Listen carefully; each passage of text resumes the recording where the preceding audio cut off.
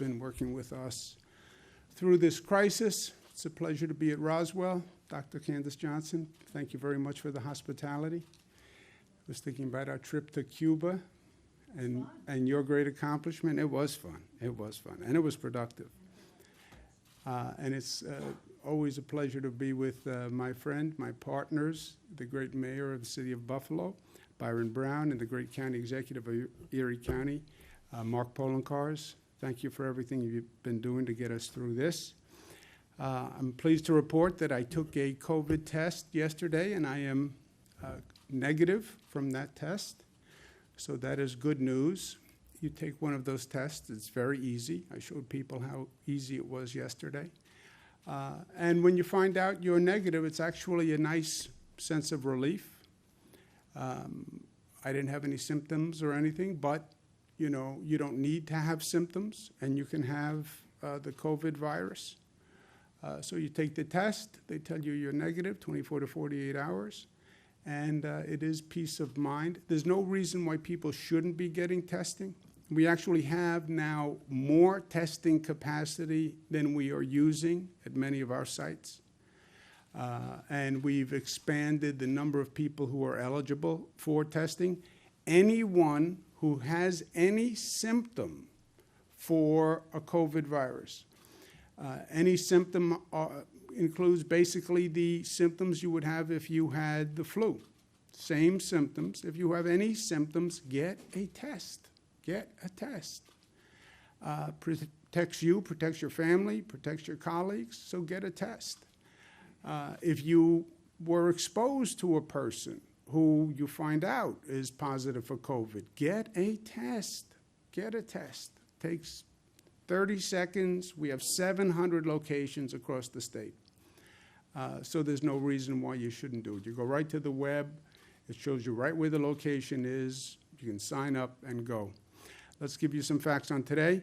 Number of hospitalizations are down, so that's good news. Not down a lot, but down. I'll take it. Net change is down. Net change in intubations is down. The number of new cases per day is down by 1. Not great, but I'll take it. It's going in the right direction. So that is good news. The number that breaks my heart every day, the number of deaths, is still painfully high at 106, but it is down. And in this world where we're looking for good news on a daily basis, that is good news. Although in our thoughts and prayers are those 106 families today. And if you look at where we are, we have done a phenomenal job in reducing the spike, reducing what could have been cataclysmic.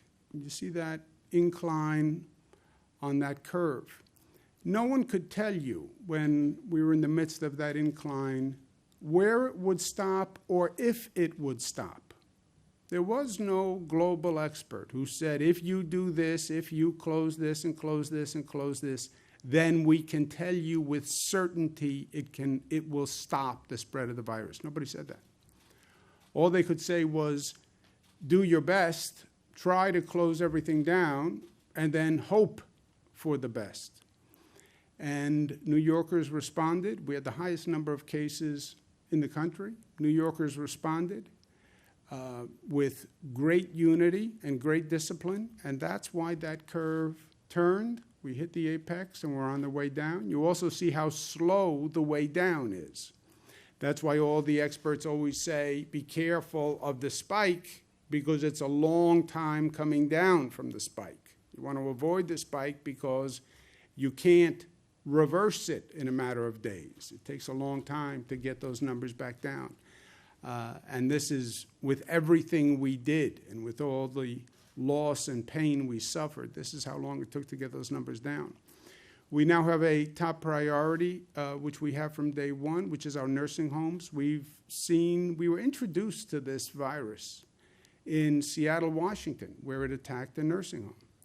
The most vulnerable population in the most vulnerable place, senior citizens in a congregate facility. That's how we were introduced to this virus, and I'm afraid that's how we're going to leave this virus. So protecting our nursing homes and seniors has been a top priority. Last week, we put in place a requirement to test all staff at a nursing home twice per week. Why? Well, number one, it keeps the staff safe. Number two, if you see an increase in the positive among staff people, it's an alert that you probably have a real problem in that nursing home, because chances are the staff are getting it from the nursing home or giving it to people in the nursing home. So if you watch what happens with the staff, it's a canary in the coal mine for what's happening in the nursing home. And third, it clearly keeps the residents of the nursing home safe. Now, to help nursing homes do this, we've worked with all the private labs, identified a number of tests that we can send just for the purpose of testing people in nursing homes. That's about 35,000 per day.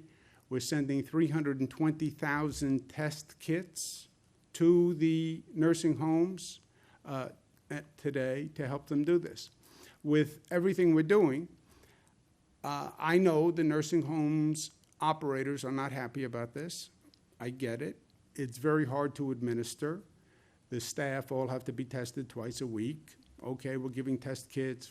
We've set up lab capacity, but it is still an operational issue. I understand that. And I understand that no other state is doing this. And I hear that quite often from the nursing homes. No other state is requiring that the staff be tested twice a week. I understand that. I understand we have the most aggressive standard in the nation. But I also know that it is necessary. And look, from day one, we said this was going to be hard. And we said we drew bad cards in this hand. New York did have the highest number of cases, not because we did anything wrong, but because the virus fooled everyone, and we were closing down China, and the virus had already left China and gone to Europe.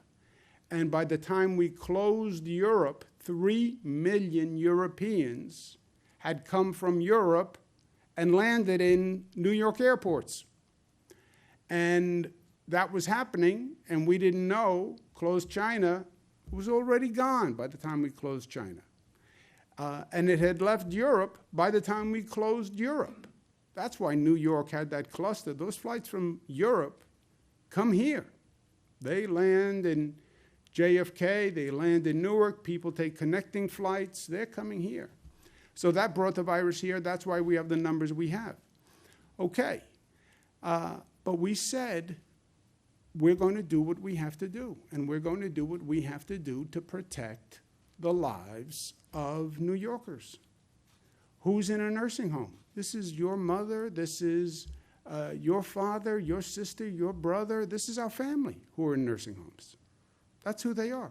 And they're our senior family members who we owe nothing but gratitude and respect. And the one thing we need to be able to say at the end of this is we did everything we could.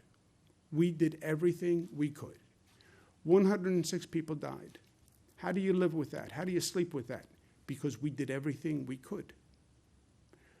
We still can't save every life, but we can do everything in our power that we can do to try to save every life.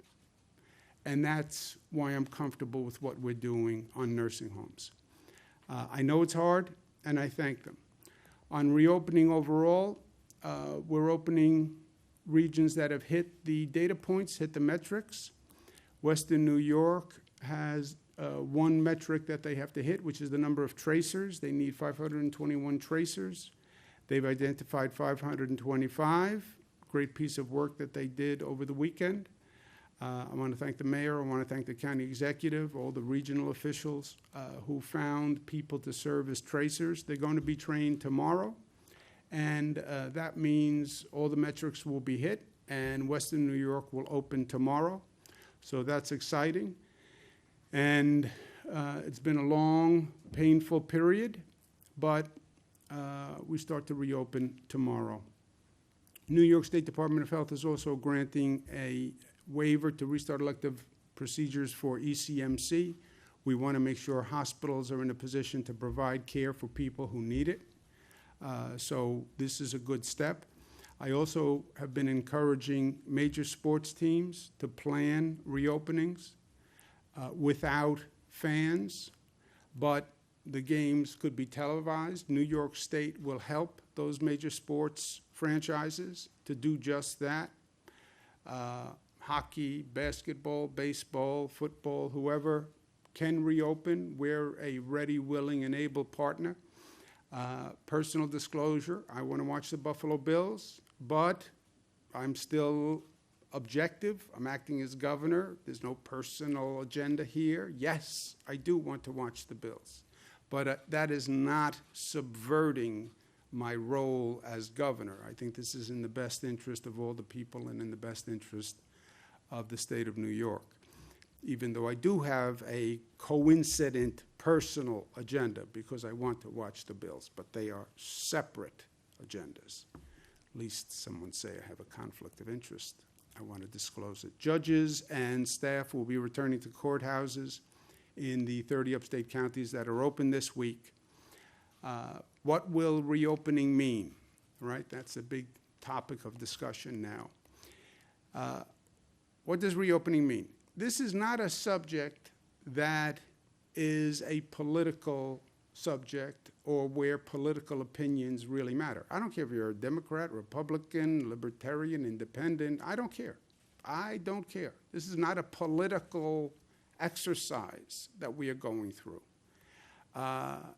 People say, well, I have a personal opinion. I don't even care about your personal opinion. I don't think you should care about my personal opinion because it's not about a personal opinion. It's not about an ideological opinion. It's not about a geographic opinion. It's not even an opinion that's relevant, right? This is about facts and science and data. These decisions are being made as a matter of math. It's numbers. It's math. That's all it is at the end of the day. You start to increase economic activity. You have more people coming out of their homes, more people contacting other people, and then you measure the impact of that increase with numbers. Not with opinions, not with politics, not with partisanship, with numbers. And then you just measure the impact. You make sure that you don't go above 70% of your hospital beds, so that if a large number of people get infected, you have the hospital beds to take care of them. You make sure you don't go over 70% of your ICU bed capacity, because when these people are infected with COVID, they do need ICU beds. We learned that the hard way. You have testing up and running of 30 tests per 1,000 residents. Where did that come from? That's the White House Coronavirus Task Force, Dr. Birx. You have 30 tracers ready for every 100,000 residents. That comes from the experts.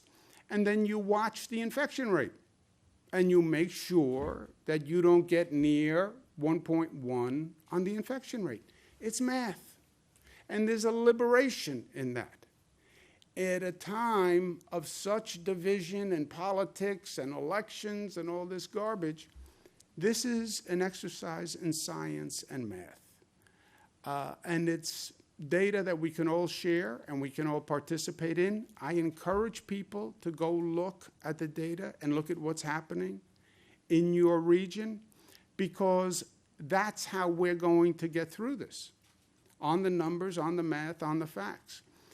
We're going to bring in advisors to the state advisors who are international experts, global experts who have dealt with these kinds of diseases, right? This is not just a state of New York issue. It's not even an American issue. It's a global issue.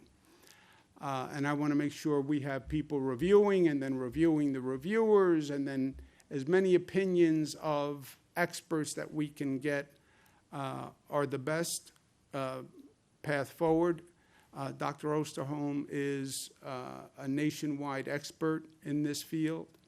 And he has agreed to review our data, what we're doing, what's happening, and to advise us as to how our progress looks on the numbers.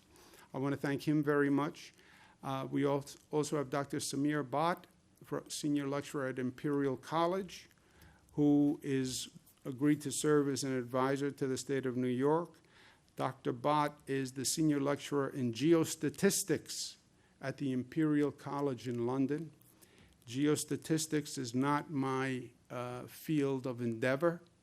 I never heard of geostatistics before, Doctor. That's why we need you to advise us, Dr. Bhatt, because I know nothing about geostatistics. But Dr. Bhatt is joining us. I want to thank him very much. The Imperial College in London, we have had a number of projection models that were done early on by a number of very prestigious universities. And we've been watching all these projection models since this started. As you know, many of the models were not 100% accurate because they couldn't calculate the effect of the social participation and what people actually did to change the curve. And in a state like New York, what the people did dramatically changed that curve, so it affected the projections. But the Imperial College model, as we have been following this for weeks, was the best, most accurate model.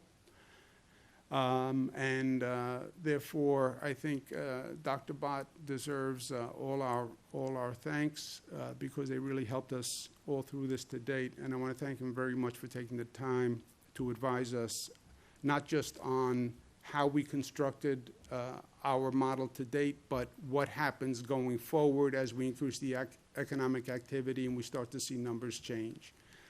So, Doctor, thank you very much for being with us. And it's a pleasure to welcome you today. Thank you, Governor. A professional honor to work for New York. Yeah. I think your state has already shown what can be achieved when policies are driven by science. And I think the sacrifices people have made and will continue to make deserves an applause. The leadership shown in New York during this crisis should be commended. And I think yours is an approach for others to follow. At Imperial College London, we have a huge COVID-19 response team, collaborating with scientists and government agencies globally. You in New York have successfully contained the virus for now, but New York is not out of the woods yet. No state, no country is. As you reopen, New York must continue to watch the data and follow the science. We are really eager to work with New York, as they're approaching this crisis from a scientific perspective driven by data. New York is leading the way with data collection, and this will help tie together as many sources of evidence as possible to reach a scientific consensus, which can then be used for decision-making. Our team is focused on rigorous modeling to track R, or RT, as you had put it as well, the reproduction number of the virus going forwards. If R goes above 1, this means the virus is no longer contained, and we aim to track the spread of this virus and the disease using the best data possible and as much of it as possible. We are committed to open science so policymakers and citizens understand our conclusions, limitations, and of course the uncertainties. To date, my team at Imperial has released reports for Europe, Brazil, Italy, relying on data from Google, as well as open source statistical tools developed at Columbia University. Thanks to these tools and our research network, the code is available for everyone to see, test, and to improve. As countries around the world and states around the US start reopening their economies, we will see cases rise once again. And so New York must continue to be vigilant and to follow the data. So I think I say, Governor, thank you for this opportunity, and truly thank you for the work you've been doing and you are doing. Thank you. Thank you very much, Dr. Bhatt. Thank you for being with us. Thank you. I look forward to speaking to you in the days ahead. I want to thank the doctor very much and the whole college. Look, I'm a parochial New Yorker. I was not all that eager to seek the advice of a college in London, but I can tell you this. This is a global pandemic, and what we're now doing, other countries have done before. we tend to think we are always the first. We're not the first. We're not the first to deal with this virus. Other countries have dealt with it. Other countries have gone through reopening. They've learned all sorts of lessons on reopening. I want to make sure that what we're doing is the best informed approach. So I want to thank the doctor very much, and they'll be looking exactly at what happens at our data, our metrics going forward. And then the last point is, what's the impact of the reopening? We don't know yet what the road ahead looks like. It is a function of what we do. So you tell me, how responsible are the employers in following the guidelines that have been put forth, right? We talk about reopening and contracting and agriculture and fishing and manufacturing, and there are safety guidelines that those employers must follow. How scrupulous they are in following those guidelines will matter. You tell me if the store owners follow the guidelines, and I'll tell you what happens. You tell me if the employees are following the guidelines and wearing the PPE and using the hand sanitizer, and I'll tell you what happens. You tell me how individuals react now that the weather is getting warmer. Are they wearing masks? Are they acting socially responsibly? Are they staying within social distancing requirements? And I'll tell you what's going to happen. You tell me how effectively a local government enforces the guidelines, and I'll tell you what is going to happen. So none of this is predetermined. This is all a function of what we do today going forward. And the smarter, the more disciplined we are, the lower that infection rate will climb. The lower the infection rate climbs, the more you increase the economic activity. It is a formula. It is math. And that is at both at the same time. It's liberating because it takes the politics out of it, it takes a personal opinion out of it. But it's also something you can measure and track, and you will know exactly what's going to happen because it's a function of what we're doing. It's up to us. It's up to you. It's the collective. We're going to decide the future that starts today. We should also set our goal high, right? We're coming back. We're coming back from the closing. All right, so what is our goal? I say it should not just be about we're going to reopen. Reopen suggests you're going to go back to where you were before the closure. We're going to go back to the day before the closure. No. Life is never about going backwards. Life is never about, I want to get back to where I was. It has to be about building back better than before. We want to go forward. We want to advance. And that's what we have to think about going through this. Yeah, we took a hard blow, and we got knocked down. No fault of our own. Whoever created that virus, Mother Nature, God, whoever. No fault of our own. Welcome to life. Things happen outside of your control that you couldn't do anything about, but it just happens. And then the question becomes, are you strong enough to get back up once life knocks you down? And are you smart enough to learn from what you went through in life? And when you get back up, you will be the better for it. I believe that. That's my story. That's our story. That's the story of Buffalo, getting knocked down, changing the economy. All right, but we're going to get back up because we're strong enough, and we're going to learn from it because we're smart enough. That's the story of Buffalo. That's the story of New York. That is the American story, right? It's what made this country the best country on the globe. Not that we didn't get knocked down. We got knocked down plenty. But we were smart enough to learn and strong enough to get back up. And that's where we have to set our sights. Not about reopening. We're going to make this place better than ever before. because what we went through is a transformative experience in life on an individual level and on a social level. We're not going to be the people we were the day before. We're going to be better. We're going to be smarter. We're going to be stronger for what we went through. We're going to be a stronger society for what we went through. I believe that. And we're going to have a stronger Buffalo, a stronger New York, and a stronger America. And that's what it means to be New York tough, smart, united, disciplined, and loving. Thank you. Questions?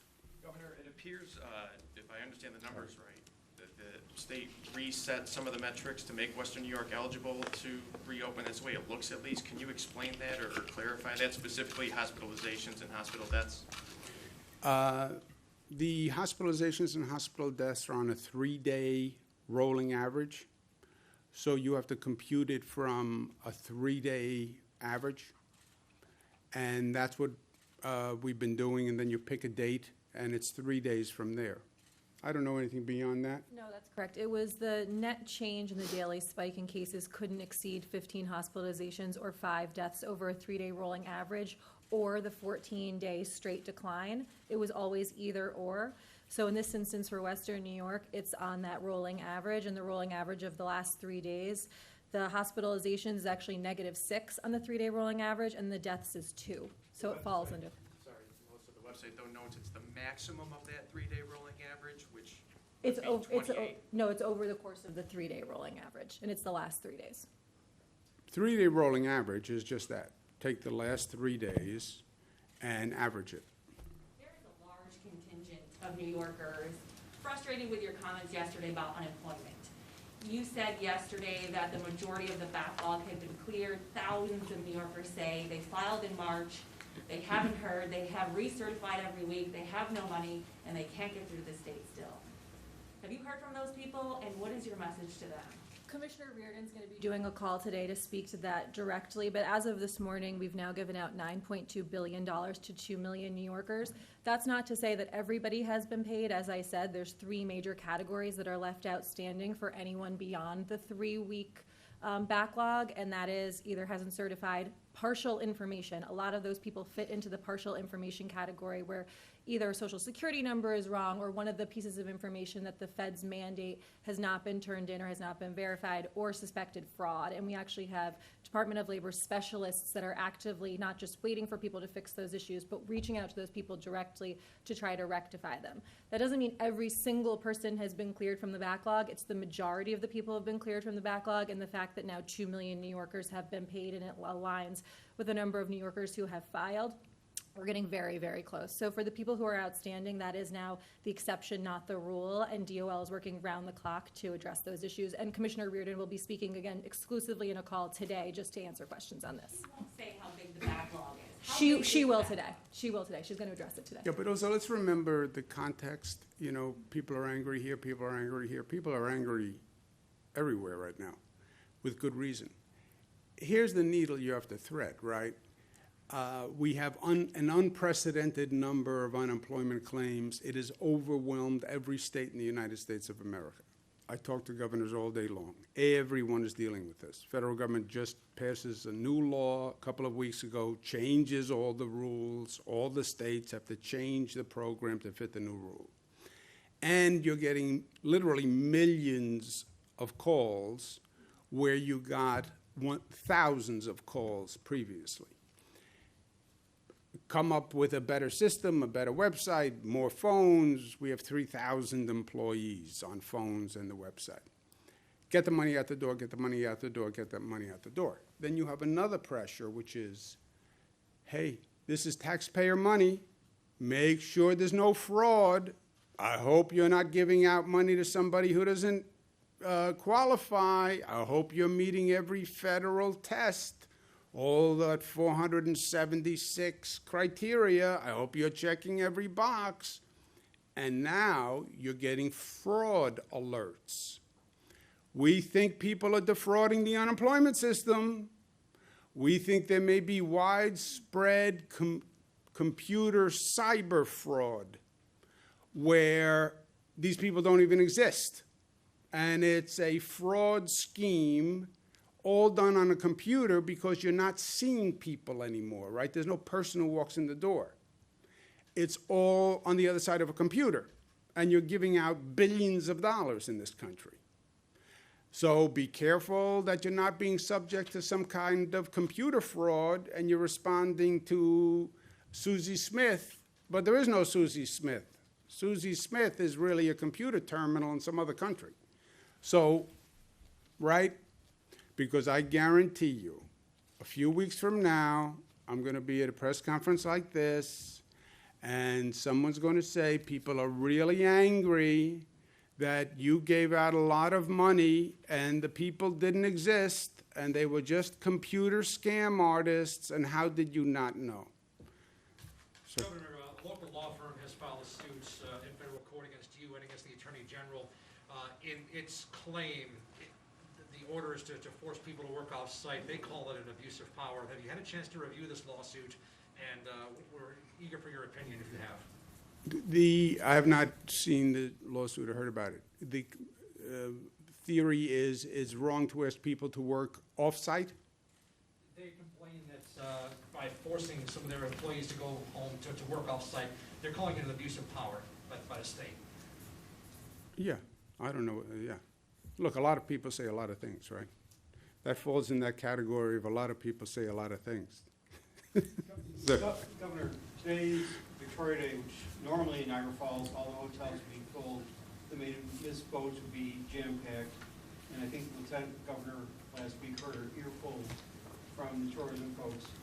In the later phases, what game plan do you have to try to get tourists back to New York State? Well, tourism is not going to be just a New York State question. It's a national question. It's an international question. When will people get back on planes, right? When does the economy bounce back that people have money to spend on tourism? The jam-packed boats, that's going to be a question of when can you do jammed-packed? When can you do a jam-packed stadium, a jam-packed restaurant, a jam-packed bar, jam-packed boat? You know, they're all going to be in that jam-packed question. On that note, when you say you're encouraging professional sports teams to reopen without fans, is that just for the foreseeable future? Do you foresee that for the end of the NFL season? And, well, I think how much should state and local officials be part of those conversations about what these professional sports teams should do? Well, first, my opinion is they have to do a ramp up anyway, right? They have to start. They have to have a camp. They have to go through administrative procedures. If they can economically have games with no fans and the numbers work for them, the economics work, because the TV revenue is enough without the fan revenue, and that's actually a sport-by-sport determination. Some sports actually rely more on the TV income, televised income, than the stadium arena income. But if they can make the numbers work, I say great. Come back. The state will work with you because remember, government rules right now could stop a team coming back, right? What's essential, what's not essential.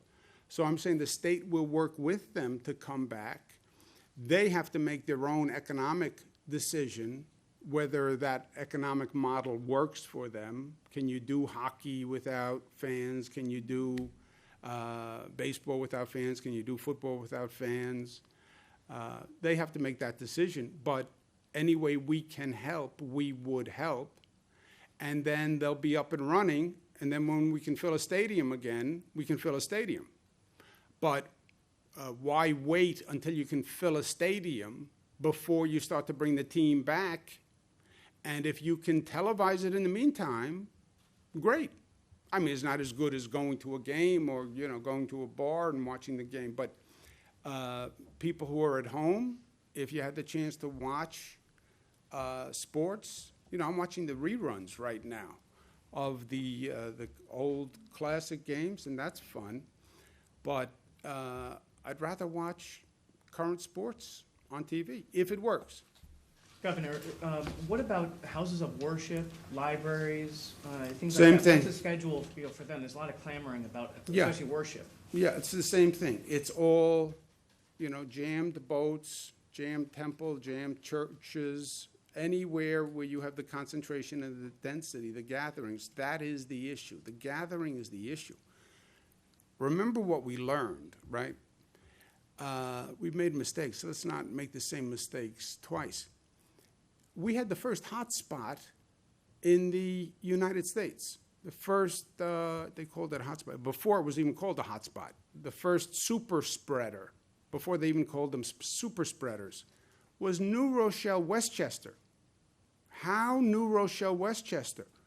One person who went to a religious gathering and then a ceremony infected dozens and dozens. When they talk about the meat processing plants in the Midwest and the outbreaks in the meat processing plants, it has nothing to do with the meat. It's the fact that you had 1,000 employees, 500 employees. We have a situation in Madison County. You have a couple of hundred people, and you have one person who's infected, you have a problem. So they all come in that same category. Nobody can tell you when you'll be ready for that, but the answer is follow. The answer is everybody will know, because if you follow the numbers and you follow the math, you will watch that infection rate and you will see the trajectory of progress. It's that simple. Do they fall into in terms of those 4 phases for reopening, do they fall into, 1, 2, 3, or 4? Oh, that's on the website. Does anyone know what? It wasn't. I don't think Oh, the houses of no. worship isn't on there. Robert? Houses of worship, as if you were just to open them up regularly with new guidelines, would fall in the last stage, because as the governor said, that's a mass gathering. The same thing with a stadium, the same thing with any situation where you have a lot of people together, right? The question is whether or not you could do something less than that. But that's still an open question, is whether or not you can. It hasn't been determined whether it could be a small group, like 10, 15, 20 people. Right, not yet. I spoke to a nursing home administrator Friday who said they had no idea the state was sending them testing kits, and they were being told they had to pay for them themselves, went out, procured some on their own. What's the line of communication between the state and nursing homes in terms of how we're going to get these kits to you and how many you're going to get? Well, we're on daily communication. This scale of testing is new for everyone.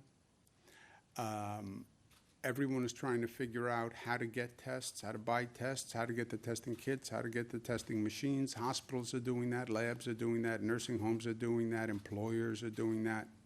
So that is nothing new.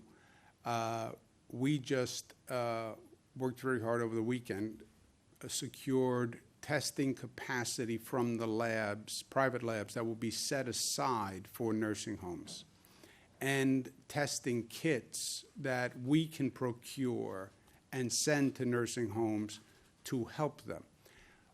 Also remember, nursing home staff is a person. You could be a nursing home staff. Okay, go to a drive-in. Go to the CVS. Go to Rite Aid. There's a lot of places that you can now get a test. And we have many places that are underutilized, right? We have some drive-ins that can do 15,000 tests a day. They're only doing 5,000 tests a day. I mean, we work day and night to get this testing capacity up. We're not even using it right now. So you can say, if you're a nursing home, look, it's a operational pain. People don't want to get tested twice a day. I understand that. But we know that there's the ability, 700 testing sites around the state. You can go right now, and you could get a test right now. Just go through a drive-in on the way home. I stood up yesterday, had it done, showed people how easy it was. I understand they don't want to do it, but these are senior citizens, and I want to be able to say on behalf of the state, we did everything we could. And testing twice a week of a staff member, I don't think is excessive. Well, why don't we do once a week? You do once a week. You take a test on Mondays. You got infected on Tuesday. So Tuesday, Wednesday, Thursday, Friday, Saturday, Sunday, you spread that virus in a nursing home. And then you found out a week later when you tested positive. You know how many people you could have hurt by then? That's why twice a week. Sir, take one more. You talk about how important it is to listen to experts here on this stuff. If you talk to the experts on nursing homes, they'll tell you before COVID-19, New York State had one of the lowest levels of care in nursing homes and some of the most lax enforcement by the state health department. So is the state not in some way to blame for what happened? Yeah, I don't believe that experts would say that. You know, we have over 600 nursing homes. We've had one of the best nursing home systems in the country for a long period of time. You know, you can always have people who say, well, you should do more. That always happens. And we are doing more. And by the way, now we're doing more. And they're complaining that we're doing more than any other state. You can't have it both ways, right? Given the outsized impact. Last question. Yes, ma'am. Given the outsized impact that some counties have on an entire region, has there been any thought given to publicly posting the county breakdown as far as the reopening metrics go? Because right now, those aren't available. And is there any more clarification you can give regarding how much time we need to wait between reopening phases? We've said 14 days is a general guideline, but depending on what the metrics show, maybe they might be able to open sooner. Can you elaborate on that? Yeah, 14 days is the guideline because it's basically the incubation period of the virus, right? It will show up in about 14 days. If a lot of people get infected today, there's then an incubation period, then there's symptoms or not. And then if all else fails, the way you see the increase is in the hospitalization. You know when the hospitalization rate goes up. But when the hospitalization rate goes up, they call it a lagging indicator. It really is telling you who got infected 2 weeks before. So when you wait for it to happen in the hospitals, you are behind the 8 ball. But you will see the infection rate every day.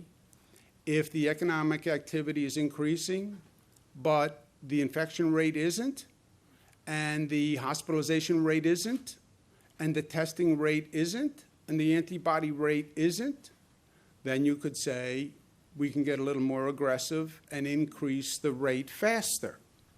But it's a pure, and again, what's liberating here is it's a pure function of management of numbers. It's numbers, you know? I want to lose 10 pounds. I'm going to try to lose 2 pounds a week. Okay, it's going to take me 5 weeks. Well, first week I did better. All right. So then you calibrate that way, right? This is just a mathematical calibration. And I want to keep it there because I want to keep it out of politics. I don't want to get into, well, people say you should open faster. People say you should open slower. On what basis? Where do you get that from? Well, I just think you could do it faster. On what basis do you think I could do it faster? Well, I think you should be doing it slower. On what basis do you think? It's not what I'm thinking either. Let's keep all our opinions out of it, and let's just look at the data. If the data says 14 days is the guideline, if there is virtually no increase in the indicators, could you argue you're doing better than anticipated and open faster? Sure you could. And that'd be a reasonable theory based on the numbers. But let's keep it on the numbers. Let's keep it on the facts, is all I'm saying.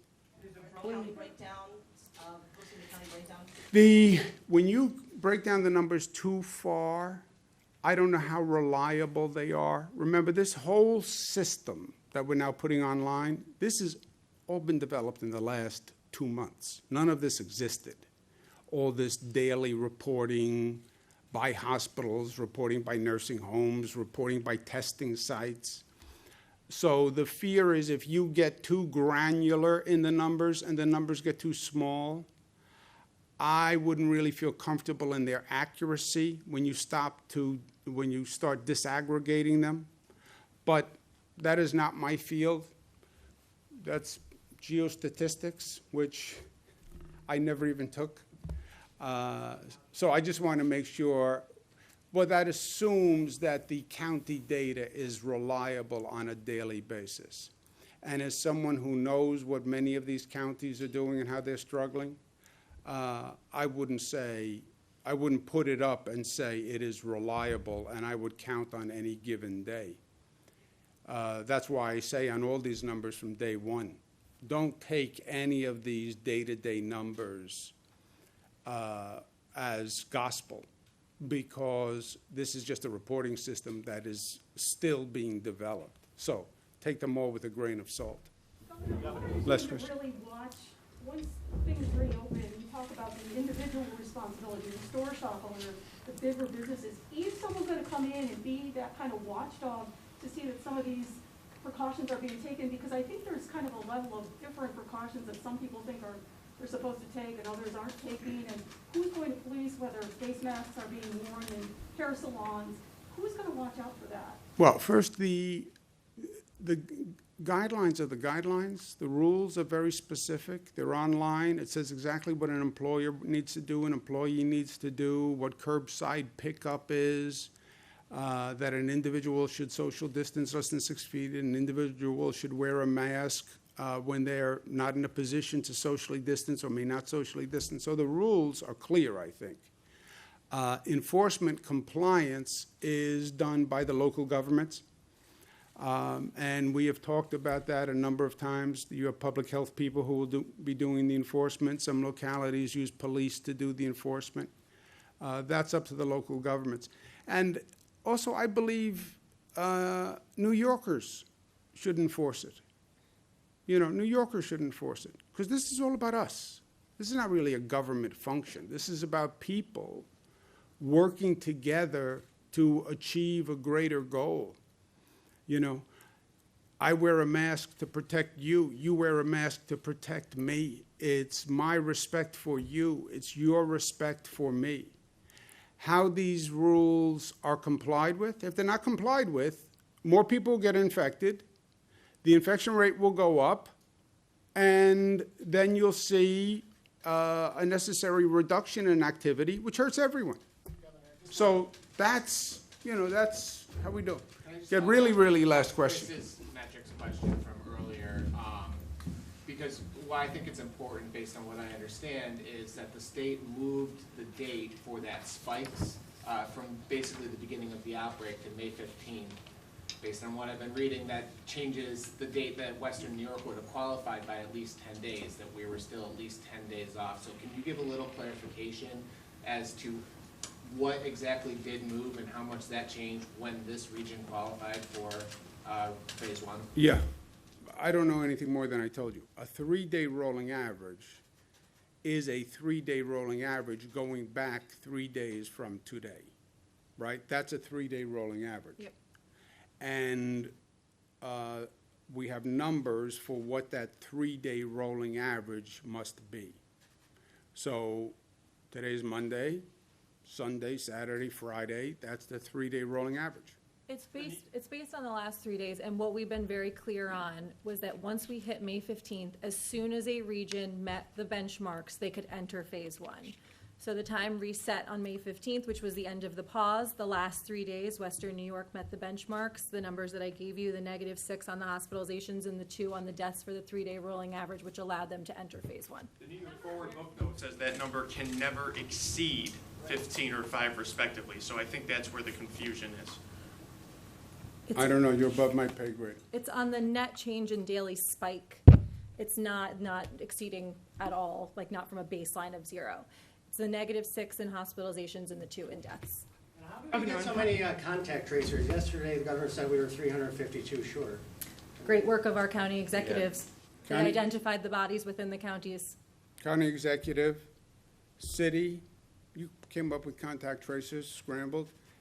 Every region has a number of employees who they're going to make available as contact tracers.